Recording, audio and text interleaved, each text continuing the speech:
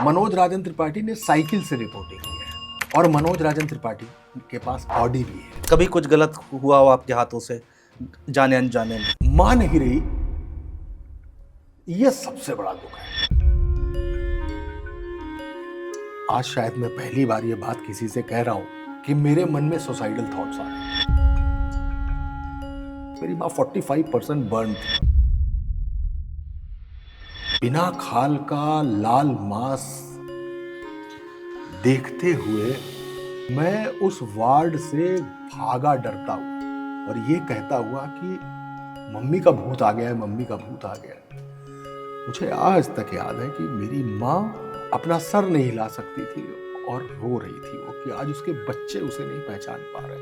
हम लोग छोटे थे, बहुत छोटे थे। अपनी माँ को देख के जो भागना था, जो डर के भागे थे वो बच्चे, उस बच्चे का अफसोस आज तक है।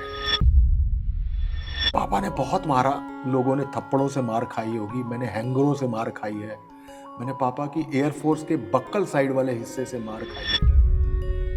टीवी में आने के बाद जब पहला घर खरीदा,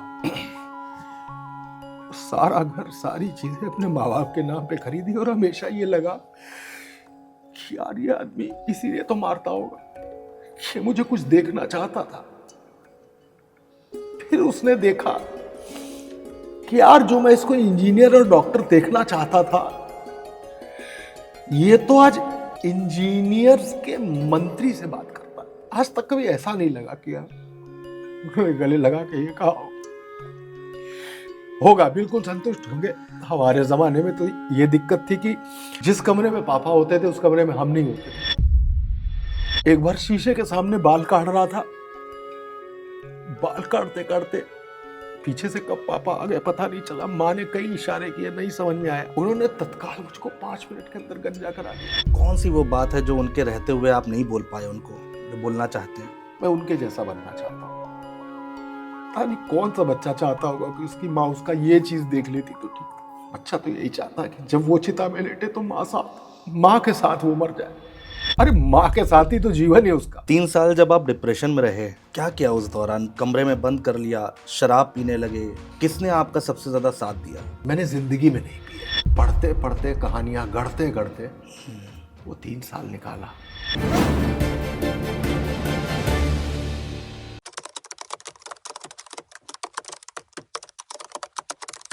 नमस्कार दोस्तों, मैं हूं आपके साथ अनुज श्रीवास्तव और आज का पॉडकास्ट बेहद खास होने जा रहा है। आज जो हमारे साथ मेहमान जुड़ रहे हैं वो पहले भी हमारे चैनल पर आ चुके हैं और आप लोगों ने बहुत प्यार दिया, बहुत सुना उनको। एक बार फिर से इसीलिए हम लोग उनको इनवाइट कर चुके हैं। एक खास बात और है, एक और किताब है जो लिखी गई है मनोज राजन त्रिपाठी की तरफ से। उन्होंने लिखा है कसाई बाड़ा और इस किताब की भी खूब तारीफ हो रही है। इसको भी जरूर पढ़िएगा। जितना प्यार आपने कसारी मसारी को दिया है उतना ही प्यार इसको भी दीजिएगा। सर, बहुत स्वागत है आपका। थैंक यू अनुज भाई। कैसे हैं सर आप? मैं बिल्कुल ठीक हूँ और आपने दोबारा बुलाया तो शुक्रिया आपका और धन्यवाद धुरंधर का। सर, फोन तो बहुत आ रहे होंगे आपके पास धुरंधर गाने के बाद? जबरदस्त फोन भी लगातार आ रहे हैं, मीडिया भी लगातार आ रही है। उनको लगता है कि जैसे मैं अतीक पर कोई अथॉरिटी हूं, लेकिन ऐसा नहीं है। कसारी मसारी लिखने से पहले मैं एक किताब लिख रहा था भगवान शंकर पे जी, और वो किताब भी थ्रिलर है जी, लेकिन भगवान शंकर की थी। तो अचानक अतीक का मर्डर होता है। अतीक के मर्डर का जो विजुअल था, अतीक के अंदर जो पोटास था, पोटास से मेरा मतलब 4-5 बार का विधायक है, 1 बार का सांसद है, 250 से ज्यादा मुकदमे हैं। बसपा के विधायक राजू पाल को 5 किलोमीटर तक दौड़ा के मारा था। जमीन का जो उसका अपना टाउनशिप था, उस टाउनशिप को लेकर मदरसे में छोटी छोटी बच्चियों के साथ बलात्कार हुए थे। हमन और जग्गा की जिस तरीके से उसने हत्या की थी, अपने गुरु चांद बाबा को जिस तरीके से मारा था, जिस तरीके से पॉलिटिकल पार्टीज ने उसके खून से सने कपड़ों को खद्दर पहनाई थी, उसको देखते हुए मुझे लगा कि नहीं, पहले मैं शंकर जी की किताब रोकता हूँ, पहले अतीक पर लिखता हूँ। वो किताब ने जैसे पर लगा दी हो, जैसे वो किताब मुझे किसी मेराज पर ले जा रही हो, जैसे वो सफेद घोड़ा पंखों वाला होता है, मैं उस पे बैठा हूँ, जैसे खुद मुझे एक मैजिक कारपेट पे बैठा दिया हो कसारी मसारी ने। और यही वजह है कि जिस दिन धुरंधर 2 रिलीज हुई है उसके बाद लगातार फोन, और मुझे लगता है शंकर जी की किताब रोक के अगर मैंने एक शैतान की किताब लिखी है तो भगवान शंकर का ही आदेश था कि शैतान पर पहले लिखो, और उस शैतान पर जो किताब लिखी उस पर भगवान शंकर ने ही कृपा बरसाई और उन्होंने कह दिया हर हर महादेव। क्या बदला सर आपकी ज़िंदगी में, निजी ज़िंदगी अगर मैं जानना चाहूँ, कसारी मसारी के बाद, धुरंधर 2 आने के बाद आपने क्या पाया, समाज में क्या पाया, अपनी निजी ज़िंदगी में क्या पाया, क्या बदलाव आया? मैंने दैनिक जागरण से करियर शुरू किया, जी। हिंदुस्तान टाइम्स रहा, फिर उसके बाद आ गया नेटवर्क 18 में एडिटर रहा, बिल्कुल। 13, 14, 15 साल, जी न्यूज़ रहा, जी। 5-7 साल किया काम। फिर मुझे समझ में आया कि पत्रकारों के लिए पत्रकारिता बची नहीं है। हाँ। अच्छी मोटी सैलरी मिलती थी, हाँ। लेकिन हम लोग एक एडिटर कम सीईओ की तरह ज्यादा काम कर रहे थे, हाँ। तो हमारे ऊपर बाहर से बिजनेस लाने का एक अलग पोर्टफोलियो दे दिया गया। वो मुझसे नहीं हो रहा था, उस पर बहुत ज्यादा प्रेशर था और बहुत अनएथिकल तरीके से पैसा कमा रहे थे चैनल। तो मैंने वो चैनल छोड़ा, लेकिन सवाल ये था कि चैनल तो छोड़ूंगा, करूंगा क्या?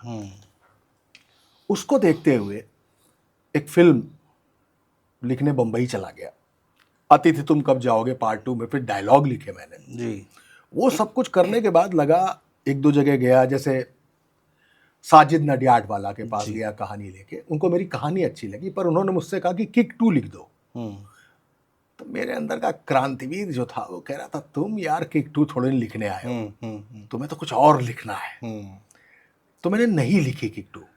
हालांकि साजिद नडियाडवाला ने मुझे ये बात समझाई कि अगर तुम किक 2 लिख देते तो उसमें सलमान खान होता, सलमान खान होता तो तुमको 10 फिल्में तो इंडस्ट्री में और मिलती, 9 किक 2 लिख देते, एक अपने मन की लिख देते। तो मुझे लगा गलती हुई। फिर मेरे पास एक सवाल था कि कहानी है तो बतानी है, तो कहानी बताने के चक्कर में मैं नानी हो गया और कहानी बताने लगा।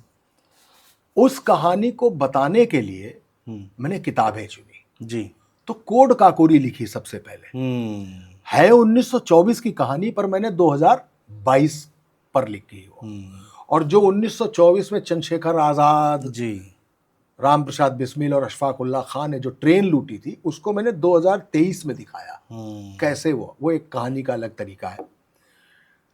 उसने एक नया लेवल दिया। कभी वीडियो गेम खेले हैं? जी बिल्कुल। उसने लेवल 2 दिया। उसने एक नई पहचान दी, असल में सम्मान दिया। फिर कसारी मसारी आपको बता दिया कैसे लिखी। कसारी मसारी लिखने के बाद लेवल 3, 4, 5, 6 कहाँ गए पता नहीं चला। क्या बात कर रहे, इतना बदलाव हो गया। माँ बाप का आशीर्वाद है, स्वतंत्रता संग्राम सेनानी मेरे दादी बाबा थे, उनका आशीर्वाद है, अनुज जैसे छोटे भाइयों की दुआ है, बड़ों का आशीर्वाद है, माँ सरस्वती की कृपा है, बजरंग बली ने गदा पीछे रख रखी है कि मैं खड़ा हूं, और भगवान शंकर तो शंकर हैं, ये भोले हैं, उन्होंने कृपा बनाई। वहां से चीजें बदल गई और मनोज राजन त्रिपाठी एक पत्रकार के बाद एक ऑथर हो गए। हाँ। और भगवान ने सफल ऑथर बनाया। मुझे कहते हुए बहुत छोटा लगता है, ये कुछ नहीं, अभी बहुत कुछ करना है, लेकिन हाँ लिखा। साहित्यकार नहीं बना मैं, साहित्यकार नहीं हूं कतई, मैं साहित्यकार हो ही नहीं सकता, वो बहुत बड़े लोग होते हैं। मैं सिर्फ वो व्यक्ति हूं जो अपने बच्चों को नानी की तरह कहानी सुनाता है। जैसे मैं आपसे बात करता हूं ठीक वैसे ही लिखता हूं। लेकिन बिल्कुल सच है, दुनिया बदल दी उसने, दुनिया बदल दी। कैसा लगता है जब आप खुद माइक लेके फील्ड पर रहते थे, हमने अपनी आंखों से देखा है, और आज लोग माइक लेकर आपके सामने खड़े हो जाते हैं कि साहब इस पे बोलिए, इस पे बात कीजिए, तो उस वक्त कैसा फील होता है? मुझे लगता है वो माइक लेके खड़े रिपोर्टिंग नहीं की होती, वो पेन लेके अखबारों के लिए नहीं लिखा होता, तो पेन से कागज पे लिखते थे और स्क्रीन पर अपने माइक से लिखते थे। बिल्कुल। अगर वो नहीं लिखा होता तो आज ये नहीं लिख पाते। लिखने का तरीका, हजारों स्टोरीज की मायावती की सरकार गई हमारी कहानियों पर, एनआरएचएम घोटाले में बिल्कुल। बहुत सारे पर्दाफाश किए। तो भगवान ने एक रास्ता गढ़ा हम्म, इस स्टूडियो तक आने का, हम्म, तो वो पूरा सफर पूरा करना पड़ा, और वो नहीं होता तो शायद ये नहीं होता। हम्म, क्योंकि किसी भी करे, मैं क्रिकेटर रह चुका हूँ, जी बिल्कुल। मैं सारे गाँव में गाना जीत चुका हूँ, हम्म, मैं ऑल इंडिया लेवल की सिंगिंग जीत चुका हूँ, हम्म, प्रिंट लिखा, इलेक्ट्रॉनिक लिखा, डिजिटल लिखा, किताब लिखी, डायलॉग लिखे, कुछ प्रोजेक्ट्स हैं जिसमें स्क्रीन प्ले लिख रहा हूँ। हम्म, तो भगवान ने एक आदमी के जिम्मे अगर इतने काम दिए हुए हैं, तो या तो दो बातें हैं, हम्म, या तो मैं ज्यादा टैलेंटेड हूँ, हम्म, या मैं कंफ्यूज हूँ कि मुझे करना क्या है। तो उस कंफ्यूजन में जिंदगी जैसी जा रही है वैसी पहला जा। वाला पॉइंट ज़्यादा सूट करता है आपको कि आप ज़्यादा टैलेंटेड हैं। और सर हम लोग तो आपको देखते हैं, हमारी उम्र नहीं है आपके सामने कुछ भी, और आज भी आप ये कह रहे हैं कि अभी बहुत कुछ करना बाकी है। तो एक मिसाल है आप, सीखने को मिलता है आपसे। अगला कदम क्या है ये भी जान लेते हैं, अब अगला पड़ाव क्या है? मेरा अगला पड़ाव सीधे तौर पर हम्म, फिर एक किताब है, हम्म, फिर एक कहानी है, हम्म, फिर एक फिल्म है, हम्म, फिर एक वेब सीरीज है।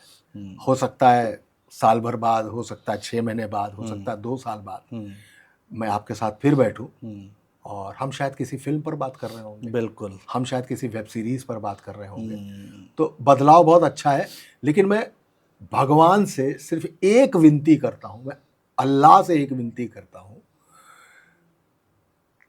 कि मुझे कुछ भी बनाए, हम्म, मेरे पांव जमीन से आधा इंच ऊपर नहीं उठने चाहिए। मैं वैसे ही लोगों के साथ टपरी पर चाय पीना चाहता हूं, हम्म, मैं वैसे ही पान की गुमटी पर खड़े होना चाहता हूं। भगवान ने औकात से ज्यादा दिया है, हम्म, और मैं कभी अपनी औकात से बाहर ना निकलूं। भगवान ऐसा मुझे बना कर रखे, और जिस दिन सूत भर पैर मेरा उठे, हम्म, मैं चाहता हूं भगवान उसको नीचे कर दे। हम्म, तो वो जरूर चाहता हूं, मैं नीचे नहीं जुड़ेंगे ना। तो आर्किटेक्ट इतना बदल चुका है अनुज भाई, कि आदमी को बदलते फर्क वक्त नहीं लगता, कब बदल जाए कब कर। तो भगवान ने अगर मुझे कुछ हम्बलनेस दी है, दे, धैर्य दिया है, दे। सफलता बाज दफा नहीं होती। एक बात कह देना चाहता हूं, बिल्कुल सर, बिल्कुल।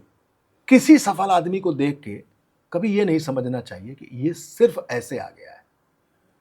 मनोज राजन त्रिपाठी ने साइकिल से रिपोर्टिंग की है, और मनोज राजन त्रिपाठी के पास ऑडी भी है। बिल्कुल।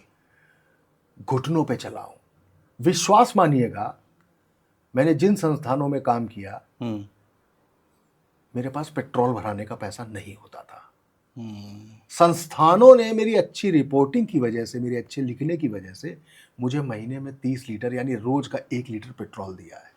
मैं भगवान से मनाता था हम्म, कि भगवान कभी गाड़ी पंचर ना हो, क्योंकि पंचर बनवाने का 10 रुपया नहीं होता था। जानते हैं एक चीज, भगवान ने कभी गाड़ी पंचर नहीं की, ना गाड़ी पंचर की, ना रफ्तार पंचर की, ना सफर को पंचर किया। और आदमी को ईश्वर प्रेमी होना चाहिए, ईश्वर से डरना नहीं चाहिए, गॉड फियरिंग नहीं होना चाहिए, गॉड लविंग होना चाहिए। ये जो कुछ भी है सब भगवान है। पछतावा है किसी चीज का? किसी चीज का रिग्रेट नहीं है। कभी कुछ गलत हुआ हो आपके हाथों से, जाने अनजाने में?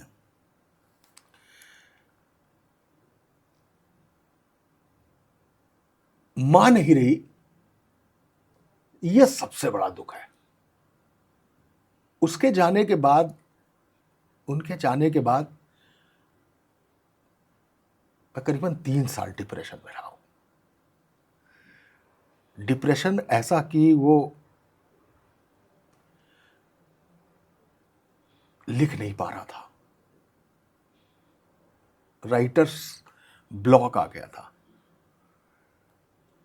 अचानक बेटी बीमार होती है, उसका ऑपरेशन होता है, फिर मां भर्ती होती है, फिर मां ठीक हो जाती है, बहुत सारी चीजें जीवन में होती चली गई। और आज शायद मैं पहली बार ये बात किसी से कह रहा हूं कि मेरे मन में सुसाइडल थॉट्स आ गए थे। क्या बात कर रहे हैं? कई बार मुझे रात में सोते वक्त लगा कि मैं यहां से उठूं और मर जाऊं जाके। डॉक्टर से कंसल्ट किया, डॉक्टर ने दवा लिखी। सच बोल रहा हूँ, मैंने आज तक एक दवा नहीं खाई। मुझे सिर्फ ये लगा कि मनोज राजन त्रिपाठी के काले साये से मनोज राजन त्रिपाठी का सफेद वस्त्रधारी व्यक्ति ही जीत सकता है, वही उसे जिता सकता है। तो किसी की सफलता को देख के कभी ये नहीं सोचना चाहिए कि उसके घुटने नहीं छिले हैं, उसके पैरों में किस ब्रांड का जूता है, वो कैसे आया होगा, ये वो जानता है।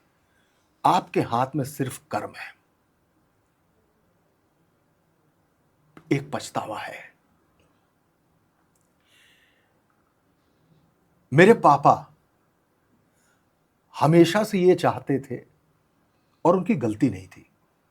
हम लड़कों के लिए एक ट्रेंड था हमारी एज में कि हम 12th पास करते ही या तो इंजीनियर बनेंगे या डॉक्टर बनेंगे। जी बिल्कुल। बेटियों के लिए था कि ये ग्रेजुएशन कर लें और शादी हो जाएगी। बिल्कुल। तो मेरे पापा ने, मैं पढ़ने में खराब नहीं था, थ्रू आउट अच्छा लड़का हूं, उन्होंने तय किया कि इंजीनियर बनना है या डॉक्टर बनना है। मैं शायद उनका वो सपना पूरा नहीं कर पा रहा था। बहुत मार खाई है उनके हाथों से। मेरे ख्याल से वो जुबान से बोलते ही नहीं थे, सिर्फ हाथों से बोलते थे। उसके पीछे उनका एक फ्रस्ट्रेशन यह था कि मेरी माँ, जब हम बेंगलोर में थे, शोले रिलीज हुई थी, हम क्लास 2 या 3 में पढ़ते होंगे, तो मेरी माँ 45% बर्न थी। अफसोस बताऊं आपको, तो बर्न जो थी, तो हम बेंगलोर में थे, तो उस जमाने में प्लास्टिक सर्जरी सिर्फ पूना मिलिट्री हॉस्पिटल में होती थी। तो पापा का ट्रांसफर पुणे हुआ। जी। खीरा देखा है कभी आपने? खीरे को छीला जाता है। जो बर्न पेशेंट होता है ना, उसकी पीलिंग होती है रोज, ताकि उस पे खाल पे पपड़ी ना बनने पाए। हम दोनों भाई छोटे थे। मेरे छोटे भाई का नाम मनीष है। हम दोनों भाई छोटे थे, और पापा मुझे ले गए मम्मी से मिलाने के लिए, और मम्मी की पीलिंग हो चुकी थी उस समय। वो बिना खाल का लाल मांस देखते हुए मैं उस वार्ड से भागा डरता हुआ, और ये कहता हुआ कि मम्मी का भूत आ गया है, मम्मी का भूत आ गया है। मुझे आज तक याद है कि मेरी माँ अपना सर नहीं हिला सकती थी और रो रही थी वो, कि आज उसके बच्चे उसे नहीं पहचान पा रहे हैं। हम लोग छोटे थे, बहुत छोटे थे, बच्चों को मालूम नहीं होता है कुछ। लेकिन मेरी माँ बच्चों की वजह से जिंदा बची। वो अपनी इच्छा शक्ति से अपने बच्चों के लिए लौट कर आई। फिर जब उनकी मृत्यु हुई और वो चिता पर लेटी, और चिता पे जब आग लगाई गई, मुझे लगा आग इनका क्या बिगाड़ लेगी। आग पे तो पहले ही खेल चुकी है। तो वो जो एक तकलीफ है कि अपनी माँ को देख के जो भागना था, जो डर के भागे थे वो बच्चे, उस बच्चे का अफसोस आज तक है कि वो बच्चा क्यों भागा अपनी माँ से देख के। पापा ने बहुत मारा, लोगों ने थप्पड़ों से मार खाई होगी, मैंने हैंगरों से मार खाई है, मैंने पापा की एयरफोर्स के बक्कल साइड वाले हिस्से से मार खाई है।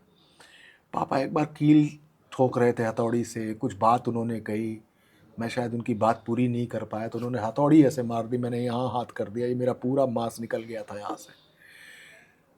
हमारे एक मौसा जी थे, उनके घर पर दुर्गा जी की मूर्ति लग रही थी, उसके लिए बाहर से त्रिशूल आया था, मैंने उस त्रिशूल से मार खाई है। वहाँ मुझे एक चीज़ समझ में आई, अब समझ में आती है। मुझे लगता था कि इतनी मार खाने के बाद या तो मैं घर से भाग जाता, या आज के बच्चों की तरह आत्महत्या कर लेता, या जिंदगी से हार जाता। आज समझ में आता है कि वो बाप जो था ना, वो जो चाह रहा था, तो जीवन में जब पहली मोटरसाइकिल खरीदी, जी। जब पहली कार खरीदी, जब पहला पैसा आया टीवी में आने के बाद, जब पहला घर खरीदा, सारा घर, सारी चीजें अपने माँ बाप के नाम पे खरीदी, और हमेशा ये लगा कि यार ये आदमी इसीलिए तो मारता होगा, ये मुझे कुछ देखना चाहता था। फिर उसने देखा कि यार जो मैं इसको इंजीनियर और डॉक्टर देखना चाहता था, ये तो आज इंजीनियर्स के मंत्री से बात करता है, ये तो आज डॉक्टर्स के मिनिस्टर से बात करता है, चाहे वो स्टेट लेवल के हो या सेंट्रल लेवल के हो।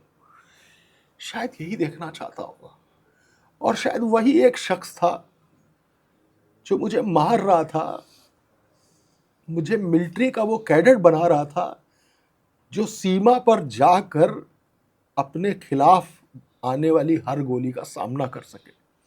शायद वही मजबूती है कि जो आज मैं यहाँ तक पहुँच पाया हूँ, और हर बार कुछ करता हूँ, लगता यही है कि क्या वो व्यक्ति आज संतुष्ट है, क्या उस व्यक्ति को लगता है कि मैं किसी डॉक्टर या इंजीनियर से ऊपर हो पाया हूँ। कहते हैं कभी कभी प्यार में कि नहीं, मैं तुमसे संतुष्ट हूं। आज तक कभी ऐसा नहीं लगा कि यार उन्होंने गले लगा के ये कहा होगा, बिल्कुल संतुष्ट होंगे। हमारे ज़माने में तो ये दिक्कत थी कि जिस कमरे में पापा होते थे उस कमरे में हम नहीं होते थे। हम लेटे होते थे तो बैठ जाते थे, बैठे होते थे तो चले जाते थे। एक बार शीशे के सामने बाल काट रहा था, बाल काटते काटते पीछे से कब पापा आ गए पता नहीं चला। माँ ने कई इशारे किए, नहीं समझ में आया। उन्होंने माँ से कहा कि बाहर भेजो इसको। मैं बाहर गया, उन्होंने मुझे स्कूटर पे बैठाला। हमारे एक मुन्ना हेयर ड्रेसर था, उस मुन्ना हेयर ड्रेसर के पास गए, बोले मशीन चला दो इसके। उस जमाने में जो आज की तारीख में क्या कहलाता है हेयर ड्रायर, हाँ। उस जमाने में वो हेयर सेटर होता था। उसने मुझे हीरो बना दिया। पापा लौट के आए, बोले क्या किया तुमने? बोले आप ही तो मशीन चलाने को कह गए थे। बोले मशीन, ये वाली मशीन। मुझे बालों से बहुत प्यार था। उन्होंने तत्काल मुझको 5 मिनट के अंदर गंजा करा दिया। मैं रो रहा था और मेरे बाल मेरे ऊपर गिर रहे थे। अब मुझे समझ में आता है कि वो बाल नहीं गिरा रहे थे मेरे, वो मुझे गंजा नहीं करा रहे थे, वो मुझे मजबूत करा रहे थे।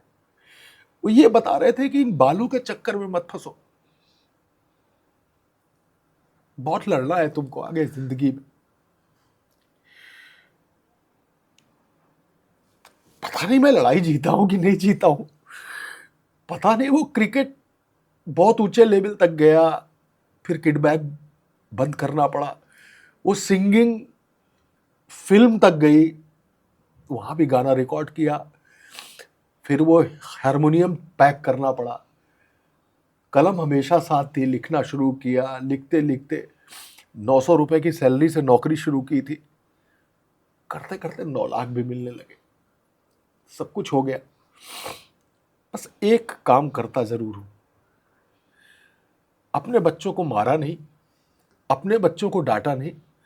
और बच्चे ने अगर मुझसे कहा कि मुझे बाल रखने हैं तो रखने दिया। बच्चे ने अगर कहा कि मुझे फिल्म लाइन में जाना है तो जाने दिया।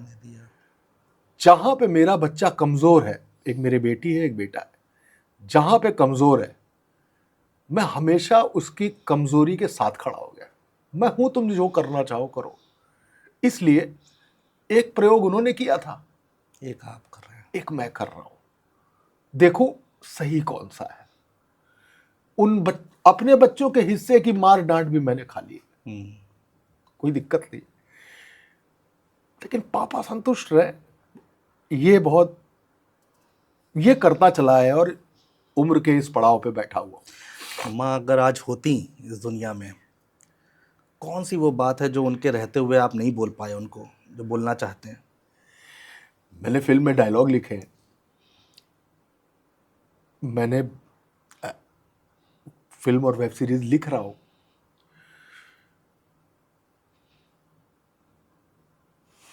पता नहीं कौन सा बच्चा चाहता होगा कि उसकी माँ उसका ये चीज देख लेती तो ठीक था।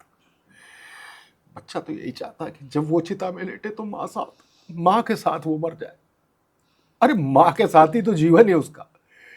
उसकी उस नाल से ही तो उसको सांस मिली है, भोजन मिला है, उसी के पेट से तो पैदा हुआ है। कहाँ छोड़ रहा है माँ को? सबसे खतरनाक तो वो कैंची है जो उसको उससे दूर करती। कोई ऐसी स्टेज नहीं है अनुज भाई जो बच्चा ये सोच ले कि आज मैं एवेंजर्स की सीरीज लिख दूं हॉलीवुड के लिए। क्या तब मैं ये मान सकता हूं कि अब मां को दिखा लिया, अब मां जा सकती है? हो ही नहीं सकता। मैं इतना जानता हूं, मां से बड़ी कोई बैंक खाता नहीं होता, मां से बड़ी कोई कार नहीं होती, मां से बड़ी कोई फिक्स डिपॉजिट नहीं होती, कोई शेयर, कोई गोल्ड, कुछ नहीं होता। मां है तो सब है, वरना कुछ भी नहीं है। मैं बहुत मिस करता हूं। आज भी मैंने अपने ऑफिस में मां की बहुत बड़ी तस्वीर लगा रखी है, और विश्वास मानिए कि मैं रोज बात करता हूं उनसे। विश्वास मानिए, अगर मैं कह रहा हूं कि बात करता हूं तो उनसे बात करता हूं। वो मुझसे हमेशा, मुझसे वो क्या लड़की, तो कहती थी क्या लड़के। मेरी माँ ऐसी थी। आज भी ऑफिस का दरवाजा खोल पूछता हूँ क्या लड़की, आवाज नहीं आती उधर से, लेकिन हाँ होती तो माँ है। पिताजी हैं अभी? पापा है, पापा है। अब जब इतना आपने बोल ही दिया है तो कुछ और बोलना चाहते हैं उनको? कैमरा आपके सामने, हो सकता है सुने वो इस पॉडकास्ट को। मेरी उनकी बात होती रहती है और खुश भी है, और गारंटीड है, हम्म गारंटीड है। हम्म हालांकि वो ये चाहते हैं, आज भी वो काम कर रहे हैं। हम्म अभी 2 साल पहले तक भी वो 2-3 लाख के पैकेज पर काम कर रहे हैं। अच्छा। He is 75-76 plus, he is still working. मैं उनके जैसा बनना चाहता हूं, मैं उन्हीं के जैसा बनना चाहता हूं। जैसे वो काम कर रहे हैं वैसे काम करना चाहता हूं। मैं सच बताऊं, जब मैं कुछ काम नहीं करता मुझे नींद नहीं आती। रिटायर नहीं होना है? रिटायर नहीं होना है, रिटायर नहीं होना है। अपने सामने अपना एक नया चैलेंज खड़ा करता हूं। अब मुझे क्या करना है, व्हाट्स नेक्स्ट। और जिस दिन आदमी के सामने से व्हाट नेक्स्ट खत्म होता है, उस दिन वो आदमी खत्म होता है, शरीर बाद में मरे। सपने पूरे हो गए और मर गए तो क्या हुआ, और मर गए और सपने रह गए तो क्या हुआ। मर जाओ, सपने खत्म नहीं होने चाहिए।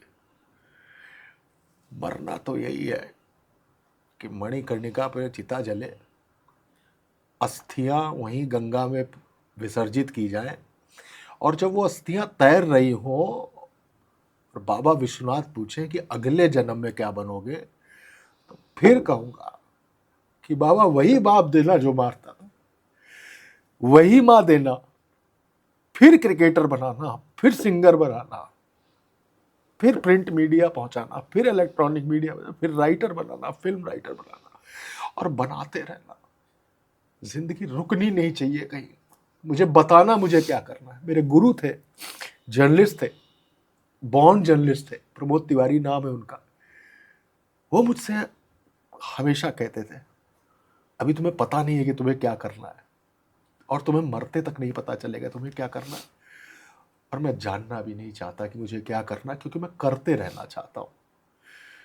मैं हर किसी से ये बात कहता हूं कि करते रहो, क्योंकि करना तुम्हारे हाथ में है। क्या बात है। कसारी मसारी हम लिख सकते हैं, हेट तो अनुज करेंगे, पढ़ने वाला करेगा। वरना 5 साल स्क्रीन में बाहर रहने के बाद शाहरुख खान भी आता है और हर शुक्रवार को तय करता है कि क्या वो मंडे तक चलेगा, जबकि उसको चलते चलते साल हो चुके हैं।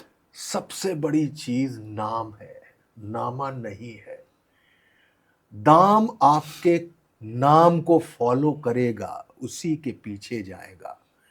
संघर्ष तो नाम का है, दाम का संघर्ष कहाँ है। कोई 900 की तनख्वाह में काम कर सकता है, कोई 9 लाख की तनख्वाह में काम नहीं कर सकता है। अंबानीज हैं, कमा रहे हैं, कमा रहे हैं, कमा रहे हैं, कमाते चले जा रहे हैं। लेकिन सेकंड पार्ट, सिक्के का दूसरा पहलू, कितने लोगों को कमवा भी रहे हैं। No doubt. 3 साल जब आप डिप्रेशन में रहे क्या किया उस दौरान? कमरे में बंद कर लिया, शराब पीने लगे? किसने आपका सबसे ज़्यादा साथ दिया? शराब मैंने जिंदगी में नहीं पी है, ख्याल भी नहीं आया। छोड़ दीजिए, मैंने बियर तक नहीं पी है आज तक। ठीक है। मैं डिस्क्लेमर के साथ कहता हूं कि सिगरेट पीना स्वास्थ्य के लिए हानिकारक है, लेकिन हाँ, मैं सिगरेट पीता हूं। एक नशा है केवल। मैं गाता था तो जब मैं घर में 300, 350, 400 शील्डें नेशनल लेवल की, प्रोविंशियल लेवल की सब आने लगी, तो पापा कहते थे क्या पीतल का मार्केट बना रखा है, क्योंकि वो स्टेगनेंट थे डॉक्टर इंजीनियर थे। उन्होंने माँ से एक बार कहा कि देखना ये गाना गाएगा और दारू पिएगा। मैंने माँ से कोई वचन नहीं दिया, अच्छा। मन में सोच लिया कि नहीं पीना है। मेरे फादर मिलिट्री में थे, पीते। मेरा छोटा भाई पीता है, आउट नहीं होते, पीते हैं, पर मैंने चखी नहीं। हमारी फील्ड में ऑफर भी बहुत आते हैं। पत्रकारिता, खूब शराब है, नहीं पी, नहीं पी। अपने आप से ठान लिया, अपने आप से चैलेंज, नहीं पिएंगे, नहीं पी। हाँ, डिप्रेशन में मतलब मुझे सिर्फ एक चीज बाहर करती है, मेरी कहानियां। मेरी कहानियां ही मुझे हर चीज से बाहर करती है। सर, वो 3 साल का पीरियड जानना है मुझे। मैं बहुत रैंडम पढ़ता हूं। रैंडम पढ़ने से मतलब कि आज मैं यहां जैसे मैं डिप्रेशन में बॉम्बे के ऑटो में बैठा हुआ हूं, अचानक लोखंड वाला मोड़ पर रेड लाइट जैसे ही ग्रीन होती है, मेरा ऑटो ऐसे होता है और कट से एक दूसरा ऑटो गुजरता है, तो बगल वाला ऑटो ज्यादा घोरपोड़े मत बन, इतना कह के चला गया। मनोज राजन के लिए शुरू हो गया कि घोरपोड़े क्यों कहा इसने। तो मैंने उससे पूछा घोरपोड़े क्या होता है, तो उसने कहा साहब हमारे यहाँ लोग होते हैं, अनुज घोरपड़े, मनोज राजन घोरपड़े, जात होती है। मैंने उस पर रिसर्च शुरू कर दिया। फिर पता लगा कि घोरपड़े की एक डायनेस्टी थी जो मैसूर से शुरू हुई। अच्छा। प्रिंसली स्टेट था वो, मैसूर से शुरू हुआ और घोरपड़े डायनेस्टी बनी। अच्छा भाई, तो घोरपड़े ही क्यों? फिर पता लगा कि शिवाजी जब लड़ाई लड़ रहे थे मुस्लिम शासक के खिलाफ जी। तो उन्होंने तनाजी ने और शिवाजी ने एक लिजर्ड आती है, क्या बोलते हैं उसको, कमोडो ड्रैगन, जो छिपकली जैसा होता है लेकिन बड़ा होता है, अपने उधर गो बोलते हैं उसको जी। पूर्वांचल की तरफ। उसको रस्सी बांधते थे और वो छिपकली जो थी बड़ी वाली डायनासोर टाइप की, वो ऊपर जाती थी और ऊपर वो फंस जाता था, रस्सी से सारे सैनिक चढ़ जाते थे। मराठी में उसको घोरपद कहते हैं। अच्छा। तो जिन तनाजी और शिवाजी के जिन सैनिकों ने ये आइडिया निकाला था, उनको घोरपद की टाइटल दी गई। Okay okay. तो वो जो घोरपद थे वो समय के साथ घोरपड़े हो गए। घोरपड़े हो गए।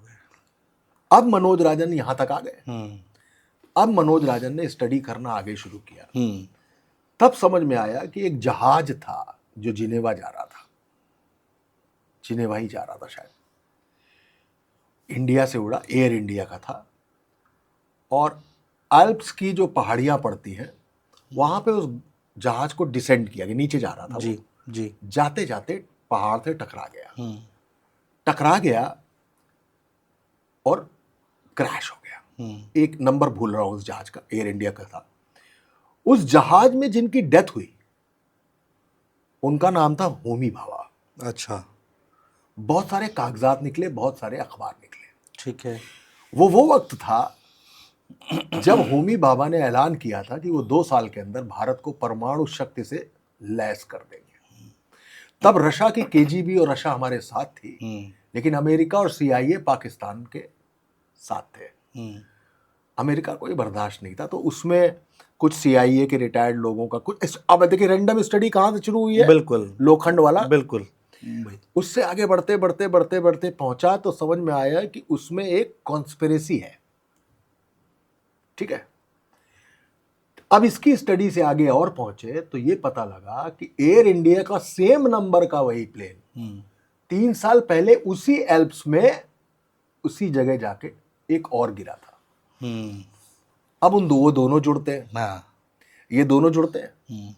इन दोनों जुड़ने के बाद मेरे दिमाग में एक कहानी आती है कि भारत की एक बहुत बड़ी पॉलिटिकल फैमिली उस बंदे की तलाश में है जो क्रैश होके बर्फ में जो दस्तावेज रह गए हैं, सीडी रह गई है, कुछ फिल्में रह गई हैं जी। कुछ फोटोग्राफ्स, कुछ नक्शे रह गए, वो चाहिए उसको। तो एक बंदा है देहरादून में जिसका नाम है बब्बन घोरपड़े। अच्छा। बब्बन घोरपड़े बंजी जंपिंग करता है और उसने वहां पे ये खोल रखा है। तो बंजी जंपिंग का वो मास्टर था, दिल उसका बिल्कुल था ही नहीं, डरता ही नहीं था वो। बट उसकी लाइफ कैसी थी? Upside down. हाँ। और उसका नाम क्या था? घोरपड़े। घोरपड़े की लाइफ क्या थी? Down side up. डाउन साहब। क्योंकि घोरपत तो ऊपर चढ़ता है, ये बंजी जंपिंग कर रहा था। पहुंचते पहुंचते पहुंचते पहुंचते उस फैमिली की जो रॉ समझ लीजिए या आईबी समझ लीजिए, उसके लोग उसको वहां से ले जाते हैं और तय करते हैं कि you have to go to Alps, और वहां पे क्लिफ हैंगर बन के चढ़ के आपको वो कागजात और वो सब लाने हैं। बब्बन घोरपड़े की जो लाइफ अपसाइड डाउन थी वो डाउन साइड अप हो जाती है। वो एल्प से वो कागज पत्तर लाता है। अच्छा। कागज पत्तर लाने के बाद उसको पता लगता है कि जो इंडियन पॉलिटिकल फैमिली वो जो ला रहा है वो आपस में फैमिली में ही खेल करने के लिए लाया जा रहा है। बब्बन घोरपड़े को ये बात पता चल जाती है और बब्बन घोरपड़े को लगता है कि बंजी जंपिंग क्या थी, ये क्लिफ हैंगिंग क्या थी, ये कागज तो मुझे इस देश का प्रधानमंत्री बना सकते हैं। और बब्बन घोरपड़े की पॉलिटिकल प्यास वहां से शुरू होती है। और एक दिन सारी सेटिंग करके बब्बन घोरपड़े आखिर में देश का प्रधानमंत्री हो जाता है। ये मनोज राजन त्रिपाठी का डिप्रेशन है, जिनको ये मालूम ही नहीं कि उन्हें पढ़ना क्या है, कहाँ से पढ़ना है, कैसे पढ़ना है, क्या कहानी बनानी है। इतना अंदर डीपली घुसना, आप सोचिए, कोई सोच भी नहीं सकता है। एक्चुअली मैं अपने मन में ही तो हूं, समझ ही भी नहीं आ रहा है क्या करना है। बताइए, सिर्फ ऑटो से वो कहानी शुरू हुई थी और वहां तक चला गया। ये किताब लिखनी है मुझे भी, ये कहानी लिखनी है मुझे। तो उस कहानी में, मैं कहानियों में तैरता हूं, वो कहानियां मुझे ले आई। डॉक्टर्स कहते थे खा लो, कोई नहीं है, सिंपल सी है, खा लो। लगता था क्या नहीं लड़ पाएंगे, क्या क्या नहीं कर पाएंगे क्या। तो दोस्तों के, मित्रों के, बच्चों के, सबके ख्याल आते थे। लगता था बरगद हो गया हूं, अगर गिरा तो नीचे सब तबाह हो जाएंगे। तो बस पढ़ते पढ़ते, कहानियां गढ़ते गढ़ते वो 3 साल निकाला। किसी को धन्यवाद देना चाहेंगे लाइफ में जिसको आज तक बोल ना पाए हों?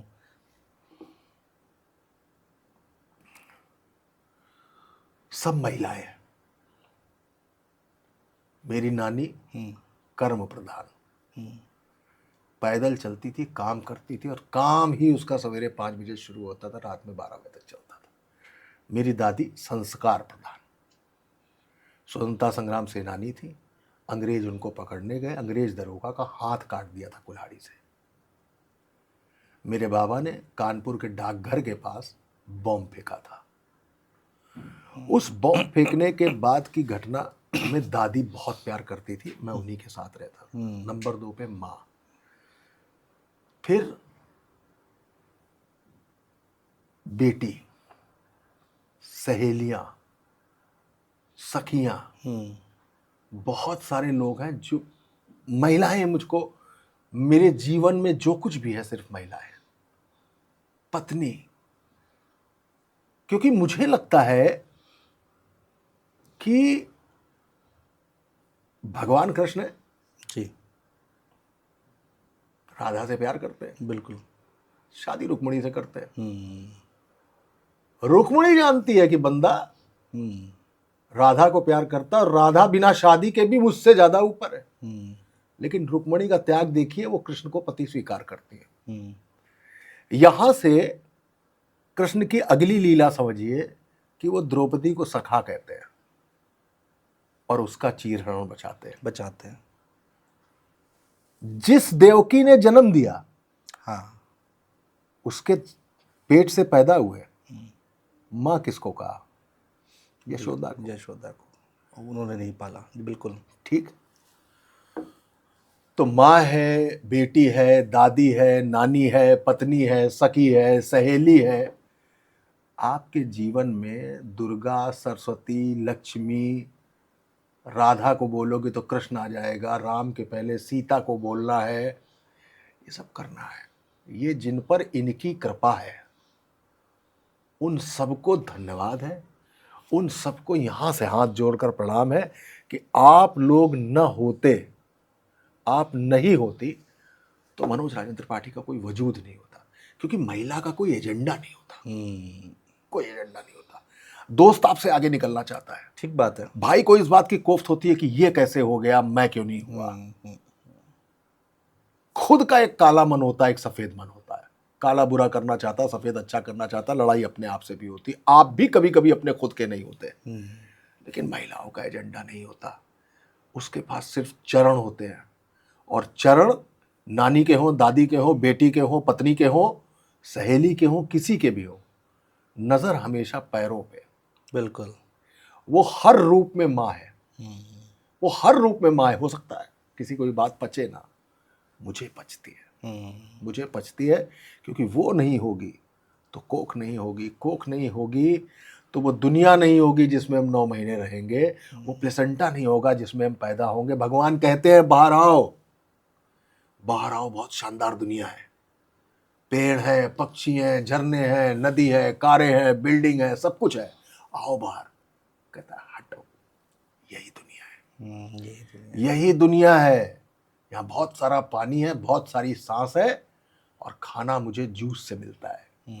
और जूस भी ऐसा जो जूस नहीं है, माँ का कैल्शियम है, माँ का आयरन है, माँ के न्यूरॉन्स हैं, सब आपको वो मिल रहे हैं। तो किसी भी रिश्ते की महिला आप समझ लीजिए, वो होती आपकी माँ ही है। क्योंकि अगर आप पर हाथ रख रही है तो बिना एजेंडे के रख रही है, और एजेंडे के बिना अगर कोई औरत आप पे हाथ रख रही है, माँ है वो आपकी। क्या बात है सर, क्या बात है सर। अब जल्दी से हम लोग इस किताब के बारे में बात कर लेते हैं, उसके बाद इस पॉडकास्ट को हम वाइंड अप करेंगे। कसाई बाड़ा, कसारी मसारी की हम अलग से बात कर लेंगे बाद में, लेकिन कसाई बाड़ा की हम बात करते हैं। कानपुर को कसाई बाड़ा कहा आपने इसमें? बेसिक जाके स्टोरी जो स्टार्ट है जी, वो इजराइल से है। जी बिल्कुल। और उस दिन से है जिस दिन इजराइल ने के हमास ने हमला किया है। हमास ने इजराइल पर हमला किया। वहां से कहानी शुरू होती है। कलकत्ता, दिल्ली, इलाहाबाद, फैजाबाद, लखनऊ होती हुई कानपुर पहुंचती है। ये एक तवायफ की कहानी है। अच्छा। जिसका नाम अजीजन बाई है। हाँ, अजीजन बाई जन्म से हिंदू थी, ठीक है, कन्वर्ट होकर मुसलमान हुई। ठीक है। उसको अंग्रेजों ने उसके संग जो कर सकते हैं शैतान हैवान वो सब किया, कोटे पर बेच दिया 12-14 साल की उम्र में। लेकिन इस अजीजन बाई को नृत्य और तहजीब अगर किसी ने सिखाई, उसका नाम था उमराव जान। वीर सावरकर ने अजीजन बाई के बारे में अलग से पूरी बात लिखी अपनी किताब में। वो अजीजन बाई एक जासूस से मिलती है, वो अजीजन बाई एक सेनापति से मिलती है, लेकिन उस दौर का एक कसाई था जिसका नाम था कर्नल जेम्स स्मिथ नील। अब मैं बताता हूं कि जेम्स स्मिथ नील वो बंदा है जिसको ईस्ट इंडिया कंपनी से लेके यूरोपियन ऑथर से लेके यूरोपियन हिस्टोरियन तक ने कसाई लिखा है। ये वो व्यक्ति है जिसने 3.25 घंटे में 950 लोगों की हत्या की है। इस व्यक्ति को, इस जेम्स स्मिथ नील को सबसे ज्यादा मारने में जानते हैं किसे मजा आता था? अगर कोई गर्भवती महिला है तो बुलेट से नहीं मारता था, एनफील्ड जो बंदूक थी जिसको चर्बी हटाने पे मंगल पांडे हो गए, उसमें जो संगीन लगी होती थी उसको लेके मारता था।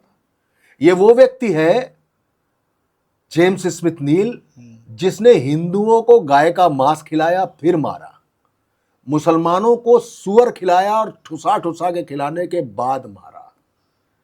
ये वो जेम्स स्मिथ नील है जिसने लगभग 63 दिन में हैवलॉक और व्हीलर इन सब के साथ मिलके अवध से फैजाबाद बरेली सब कुछ करते हुए कम से कम इन अंग्रेजों ने उस 63 दिनों में मारे होंगे 80,000 लोग। 80,000 लोग 63 दिन में। 63 दिन में। ये सारे वो लोग थे जो उस समय मरने काटने पर आवादा थे। इनको मारा। उनका सबसे बड़ा कसाई था कर्नल जेम्स स्मिथ नील। इस पूरी कहानी में इश्क है, मोहब्बत है, अकीदत है, इबादत है, जंग है, जहर है और नरसंहार है। ये किताब इसलिए लिखी कि लोग बहुत अतीक की बात करते थे। हाँ। कि अतीक बहुत बड़ा हैवान था। मैंने वो हैवान खोजा जो किसी भी भोपाल गैस त्रासदी में मरे हुए लोगों से ज्यादा को मार चुका था। वो किसी भी कश्मीरी पंडित जो मारे गए, भगाए गए, जिनके सर कलम किए गए, जो आरियों से, आर्या मशीन से काट दिए गए, उनसे ज्यादा हत्याएं इस आदमी ने की हैं। ये वो व्यक्ति है जो केदारनाथ की त्रासदी से ज्यादा लोगों को मार चुका है। ये किसी मुख्तार अंसारी, ये किसी अतीक अहमद, ये किसी मिर्जा दिलशाद बेग, ये किसी दाऊद इब्राहिम से ज्यादा खतरनाक और ज्यादा गंदा आदमी था। तो मुझसे बहुत लोग पूछते हैं माफिया के बारे में। उस माफिया को बताया है कैसे हुआ, फिर उस माफिया को मारने का प्लानिंग कैसे हुआ है वो बताया है। इसमें सिर्फ थ्रिलर और कहानी नहीं है, इसमें अमीर खुसरो, इसमें मिर्जा गालिब है, अच्छा, इसमें मालकोंस है, इसमें राग भीम पलासी है, इसमें नृत्य है, इसमें साजिश है, इसमें वो अंग्रेज जो कानपुर का कमांडर था उसकी वो बेटी भी है जिसने अंग्रेजों के वापस आने के बाद एक खानसामे के साथ शादी कर ली और पूरी जिंदगी सबसे छुप के रही। मोहब्बत है। जबरदस्त कहानी है जो छिपी हुई है। कौन सा वो पैरा है, कौन सा चैप्टर है, कौन सी लाइन है जब आप लिख रहे होंगे तो रोंगटे खड़े हो गए, सोचने में मजबूर हो गए?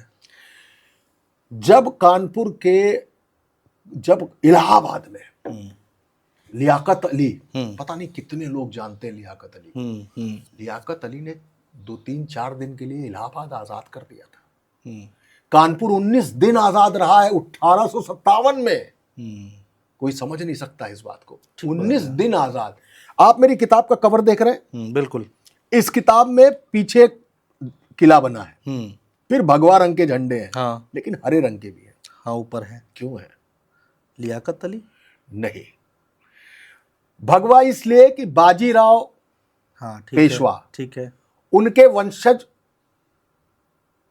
नाना राव, उन्होंने जब कानपुर पर कब्जा कर लिया सारे अंग्रेज भगा के, तो पेशवाई हुई और पेशवाई झंडा भगवा उन्होंने फहराया। लेकिन पूरी क्रांति किसके नाम पर की जा रही थी? पूरा विद्रोह किसके नाम पे था? म्यूटनी किसके नाम पे थी? बहादुर शाह जफर के नाम पे। और बहादुर शाह जफर की उस म्यूटनी के झंडे का रंग था हरा। आज हम जो हिंदू मुसलमान कर रहे हैं वो बता रहे हैं कि आप धुरंधर में बैठ के सैकड़ों पाकिस्तानियों की मौत पर जो जश्न मना रहे हैं, तो मनाइए उन हजारों की मौत पर मातम जो एक थे और एक साथ हिंदुस्तान के लिए लड़े। क्या बात है। उन हजारों हिंदुस्तानियों को इस कसाई बाड़ा में मरते हुए देखिए और सोचिए कि वो सब एक थे। जिस दिन पलासी का युद्ध हुआ, जिस दिन सिराजुद्दौला को मीर जाफर की विश्वासघात के बाद हराया गया और तब ईस्ट इंडिया कंपनी अंदर आई, उसी तारीख को नाना राव, अजीजन भाई, अजीमुल्लाह, तात्या टोपे ने मिलकर सारे अंग्रेजों को उसी तारीख को ठीक 100 साल बाद मार भगाया। एक एक को काट डाला। और पूरा यूरोपियन मीडिया, पूरा यूरोपियन हिस्टोरियन ऑथर्स, सबने उस पूरी क्रांति को लिखा है कि हमने उनके संग ज्यादती की। अकबर ने 40,000 हिंदुओं को मारा चित्तौड़ में, राजस्थान में। ठीक है। बड़ी चर्चा है। टीपू सुल्तान को हम लोग पढ़ते रहे कि टीपू सुल्तान हैदर अली क्या थे। आज टीपू सुल्तान क्या है? टीपू सुल्तान हिंदुओं का दमनकारी है। ठीक है। हुमायूं रोड नहीं चलेगी, अकबर रोड नहीं चलेगी, इलाहाबाद का नाम बदल के प्रयागराज कर देंगे। ठीक है, हो गया। फिर भला हडसन की कब्र क्यों है लामार्ट लखनऊ में, जिसने बहादुर शाह जफर के दोनों बेटों का सर कलम करके टांग दिया था। फिर उस जेम्स स्मिथ नील की कब्र, जेम्स स्मिथ नील के नाम पर गेट अभी तक कैसे है? क्यों है? सही। हैवलॉक रोड है क्यों? हैवलॉक ने तो आलमबाग में न जाने कितने लखनऊियों को काट दिया था। बेगम हजरत महल जब लड़ रही थी, वाजिद अली शाह चले गए थे जब, उनका नाम नहीं हटाएंगे क्यों? वोट नहीं मिल रहा उनके नाम पे। वोट किसी अकबर, हुमायूं, बाबर इसी के नाम पे मिलना है, इसलिए वो हरा झंडा है। ये मनोज राजन त्रिपाठी किताब लेकर नहीं आए हैं। ये मनोज राजन त्रिपाठी वो लेके आए कि जिन्होंने तुमको काटा, जिन्होंने तुमको मारा, उनके नाम की सड़कें और मॉन्यूमेंट्स आज तक है। जेम्स स्मिथ नील की बहुत बड़ी प्रतिमा चेन्नई के चौराहे पे लगी हुई थी। तब गांधी जी ने आंदोलन किया और शांति आंदोलन करके कहा कि घूरती हुई दमनकारी कातिल, इतने बड़े हैवान की मूर्ति चेन्नई में नहीं रहेगी।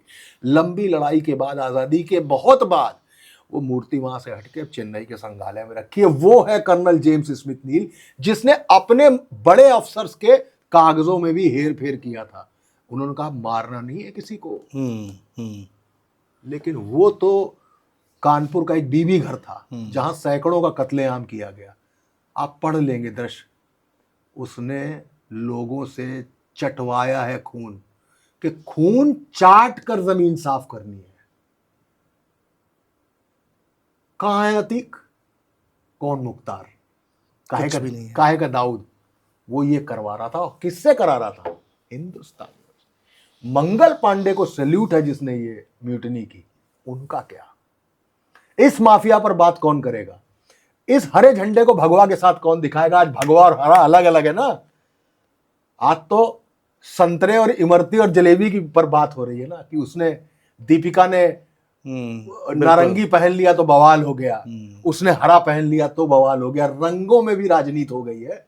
तो मनोज राजन त्रिपाठी का उन रंगों के जवाब में ये कवर पेज है, ये कहानी है, कि जाके पहले उनसे समझ लो जिन्होंने इस मुल्क के लिए एक साथ लड़ाई की थी। दिल नहीं रोया आपका आज का दौर देख कर और उस समय का दौर देख के? मैं कह तो रहा हूं, इस दौर को आप पढ़िए, इस दौर को आप पढ़िए, आपको लगेगा कैसे लोग थे यार, कैसे लोग थे, क्या एजेंडा था। जानते हैं एक चीज थी, उनको अपना देश चाहिए था। आज जानते क्या है? देश मिल चुका है। अब कोई एक चीज नहीं है। मेरे नाखून अगर नीले पड़ने लगे तो या तो इसमें भाजपा का हाथ है या कांग्रेस का। अगर रिक्शा जा रहा है और उस पर हरे रंग का कवर है, साला कांग्रेसी या सपाई है। इस जगह पर यह देश आ गया है। सिर्फ इस बात का डर है कि अगर नरेंद्र मोदी की सरकार गई तो यहां से मुबीन उठेगा, दीवार पे लटकी हुई चापड़ उठाएगा और मैकू को जाके काट डालेगा।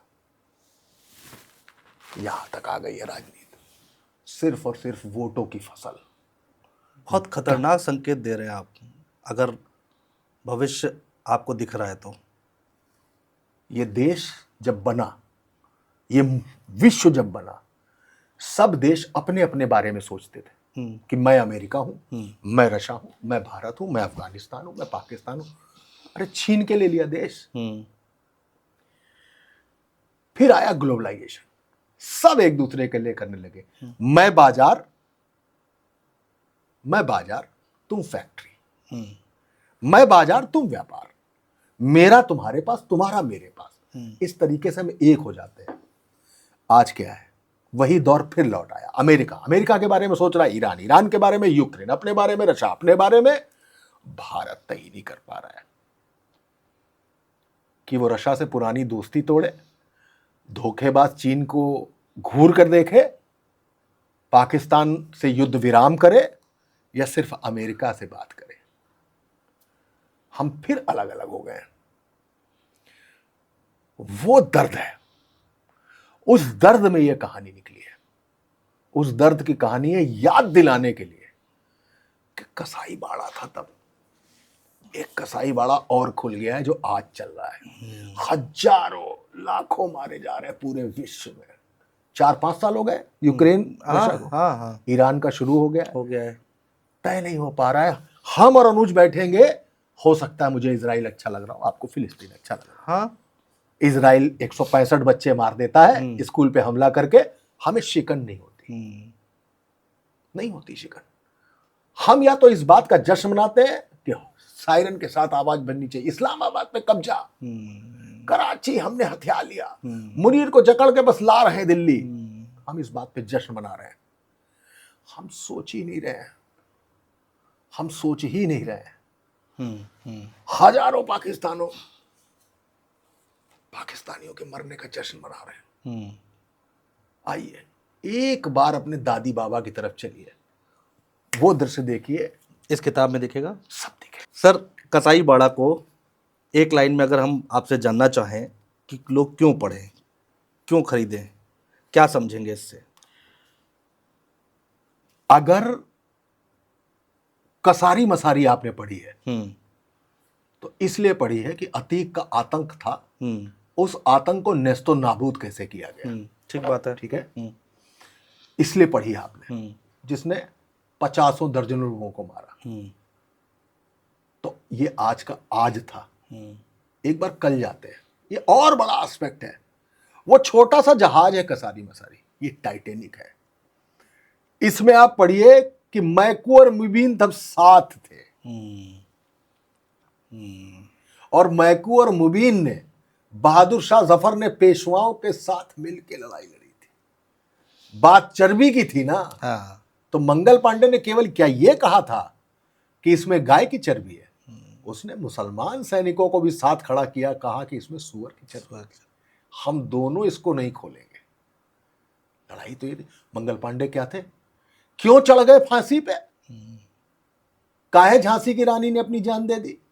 काहे नाना राव ने लापता हो गए? क्यों अजीजन बाई वैश्या बन गई? किसी जेम्स स्मिथ नील के लिए। और आज डलहौजी जिंदा है, लैंसडाउन जिंदा है, लैंडोर जिंदा है, हैवलॉक रोड जिंदा है, नील का स्मारक जिंदा है, सब जिंदा है। जेम्स स्मिथ नील का नाम अगर जलालुद्दीन अकबर होता तो कुछ हो गया होता, उसके नाम पे नहीं होगा। क्यों होगा? वोट कैसा? मीर जाफर पर बात होगी, हाँ, सिराजुद्दौला पे बात होगी, अकबर पर बात होगी। ठीक है, युद्ध है, युद्ध में मारे गए होंगे, मानता हूं। बहुत सारे राजाओं ने एक दूसरे को मारा, मैं किसी भी कत्लेआम का विरोध करता हूं जी। आपको कश्मीर का मुद्दा सूट करता है, ठीक बात है। कश्मीर का दुख आंख नहीं रोती, दिल रोता है, मानता हूं। किसी भोपाल गैस त्रासदी में इतने लोग मरे, मानता हूं ऐसी त्रासदी नहीं होनी चाहिए। उस त्रासदी का क्या है जिसको सब मिलके लड़े थे? पढ़ो, समझो कि आखिर इसके पहले पन्ने पर ही, कवर पेज पे ही हरे और भगवे झंडे साथ क्यों हैं। मनोज राजन त्रिपाठी ये बताना चाहते हैं कि अपने दादी को, कम से कम अपने फैमिली ट्री को एक बार देख लो कि वो नहीं होते तो आज तुम हिंदू मुसलमान कर नहीं रहे थे। मेरा दोस्त है आसिफ, 90 से दोस्त है, पैर छूता था, अब नहीं है उनकी माँ, पैर छूता था। वो मुझसे कहती थी, बेटा हमारे यहाँ सजदा सिर्फ अल्लाह को किया जाता है। मैंने उनसे कहा था कि मेरी माँ ने मुझे हमेशा बताया कि माँ के पैरों में ही अल्लाह होते हैं, वहीं सजदा करना चाहिए। तो हम तो ऐसे पले बढ़े, हमारी बातें हो सकता है किसी को समझ में आए कि गैर भाजपाई है। नहीं, क्या नरेंद्र मोदी ने इस देश को भारतवर्ष नहीं बनाया क्या? बनाया ना। क्या देश को सम्मान नहीं दिया क्या? दिया। लेकिन कहीं अगर वो कंफ्यूज है, एक ट्रंप उठा के 74 बार बोल रहा है कि मैंने भारत पाकिस्तान के, तो आपको आगे आना चाहिए ना। तो मैं अगर इस बात की बुराई कर दूंगा तो आप कहेंगे मैं हिंदू नहीं हूं, मुझे पाकिस्तान चले जाना चाहिए। और अगर मैं कह दूं कि किसी को गो हत्या के नाम पे फर्जी मार देना गलत है, तो मैं मुसलमान समर्थक हूं। अरे मैं हिंदुस्तानी हूं, रहना चाहता हूं। मेरी दादी ने अंग्रेज का हाथ काटा था, मेरी दादी ने मुझे बताया कि गांधी जी क्या थे। आपको गोडसे अच्छा लगता होगा, मुझे नहीं अच्छा लगता। इसलिए नहीं कि वो गोडसे था, इसलिए कि उसको कातिल था। तो कातिल तो फिर अतीक भी था, ठीक बात है। तो कातिल तो फिर मुख्तार भी था। तो फिर ये क्यों और गोडसे क्यों नहीं? अगर इस पर मैं बात करूं तो मैं, भाई दिक्कत है, नाखून काले हो गए, बाल सफेद हो गए, तो या तो ये भाजपा की वजह से हो गए या कांग्रेस की वजह से हो गए, इसके अलावा कोई वजह नहीं है। इसलिए ये किताब लिखी है मित्र, इसलिए ये किताब पढ़नी चाहिए कि आज जहां तुम खड़े हो, आज मनोज राजेंद्र त्रिपाठी 900 रुपए की नौकरी करके 9 लाख तक आए। यही तो पूछा भी तुमने मुझसे कि आपने करियर कैसे शुरू किया, क्या दुख क्या सुख, सब पूछा ना। तो जब आज पे खड़े होके एक बार पलट के तो पूछो कि कल क्या था। जैसे ही कल याद आएगा, तब समझ में आएगा कि अरे यार, ये सारी त्रासदियां, ये सारे नरसंहार, ये कुछ नहीं थे। ये हरे और भगवे के जोड़ का कमाल था कि उन्होंने मिलके हमारा आज बनाया था, जिस आज पर हम इतरा रहे हैं। उस इतराहट को खत्म करने के लिए किताब पढ़नी चाहिए, और बिल्कुल वैसी ही लिखी है जैसी कसारी मसारी है। अच्छा। इसमें साहित्यिक नहीं लिखता हूं, मैं साहित्यकार हूं ही नहीं, मैं कहानीकार हूं, नानी की तरह कहानी सुनाता हूं। पढ़ना शुरू करेंगे तो लगेगा कि वेब सीरीज देख रहे हैं। आपको मेरी हर किताब को पढ़ने के बाद आपको मेरी किताब दिखाई नहीं देगी, मतलब स्क्रीन पे समझ वो मुझे लिखना है। मैंने किताबें कम देखी हैं, मैंने फिल्में ज्यादा पढ़ी हैं, तो मैं उसी स्टाइल में लिखता हूं। वेब सीरीज जैसा ही लगेगा, चैप्टर है, सारे chapter started from Israel and ended up with a fine suspense. क्या बात है सर, ज़रूर पढ़ूंगा, वादा कर रहा हूँ आपसे कि ये पूरी किताब मैं ज़रूर पढ़ूंगा। और दर्शकों से भी अनुरोध करूंगा कि इसको ज़रूर पढ़िए। कम से कम आपको अपनी जड़ें ज़रूर पता होनी चाहिए कि कहाँ से शुरुआत हुई थी और आज के दौर में हम कहाँ खड़े हैं। सर बहुत शुक्रिया, बहुत अच्छा लगा आज आपसे बात करके, बहुत अच्छा लगा। Thank you. आप हमेशा कहते हैं कि पॉडकास्ट मत करो, बात करो। आज मैंने एक छोटी सी कोशिश की बात करने की। बहुत अच्छा किया, बहुत अच्छा। बहुत शुक्रिया सर। Thank you.